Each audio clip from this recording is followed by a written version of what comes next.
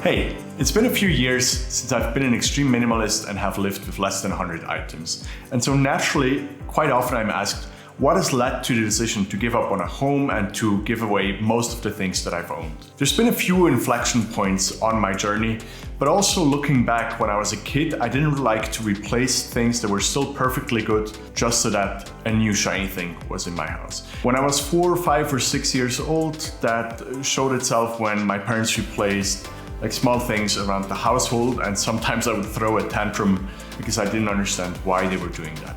But in my adult life, when I started traveling more, there's been 3 inflection points that led to my decision to not have a home for some time. Between 2016 and 2019, for almost 4 years, I've lived without a home and I was constantly traveling, sometimes on more than 120 flights per year. This is how this looked on a map. So, inflection point number 1. I consider myself very lucky because at the early age of 14 years, I first started a company and I completely fell in love with the process of going from idea to sustainable business. Once I had done that, I asked myself, what's next? And I started a few more startup companies, some successful, some not successful. Right before I turned 25, I asked myself, would I be even happier if I worked in a corporate environment rather than this fragile, early stage startup environment?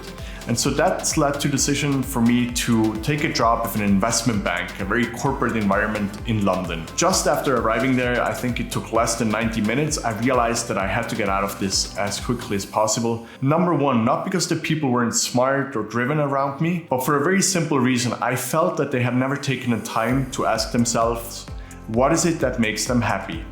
What is it that brings them joy? Why do they accumulate resources? What are they going to do with these resources one day? And so I finished that project, but that question stuck in my head. So I sat down and I started journaling. Over the course of about 6 months, I observed myself, and every time I felt happiness, I took a note about what it was. And of course, there's many reasons for us to feel happy, to meet friends, to play sports, to watch a nice movie. But for me, I realized there was a pattern around one thing: learning about how to go from idea to sustainable business. And so at that point, when I consciously realized that that's what really makes me happy, everything else became kind of secondary and easy to compromise on. And so I started to ask myself, how can I expose myself to as many learning possibilities as possible? And naturally, that included a lot of travel. So even before this decision, I had moved from Zurich to New York, to Berlin, to London, to Hong Kong, and a few more stops. And at some point, while this travel was ongoing, I asked myself, how much stuff do I own? Even though at that point I only had a couple bags that I would usually check in when I was going from one place to the other, I didn't have a good idea of how much stuff it really was that I owned. And so what I decided is to create a list. At the time I still had a place near Zurich, and I went home that night and I started a public spreadsheet listing out every single item that I owned. I started to create that list and it took me about 2 to 3 months to complete it. And there were 2 things that I learned from that. Number 1, it was about 650 items that I owned at the time. And number 2, and that was the more surprising thing to me, was it took me about 2 months to complete the list, even though I only owned about 650 things. Because there was always this extra credit card for a business that I had forgotten, or I've left some clothes at my parents' place or at a friend's place. So it took me quite a while to become conscious of how much stuff I actually owned. And I found that fascinating. And then the third inflection moment came when I came home from a trip to the US. I think I flew home from New York to Zurich, and the next morning I got up to go back to the airport and fly to Amsterdam. And that morning it hit me. I had only planned my travel to go through Zurich, and by that I've added a few hours of travel time, a lot of CO2 emissions, and just stress that I didn't really need. I'd only done that because I felt if I already paid for a flat in Zurich, I might as well use it a few nights a month. And of course, in that moment, it became so clear to me that I want things to be there for me and contribute value for me, but I didn't want to be there for things. It shouldn't be the case that I'm spending time and energy on the things in my life. And that was the morning when I decided to give up on my flat.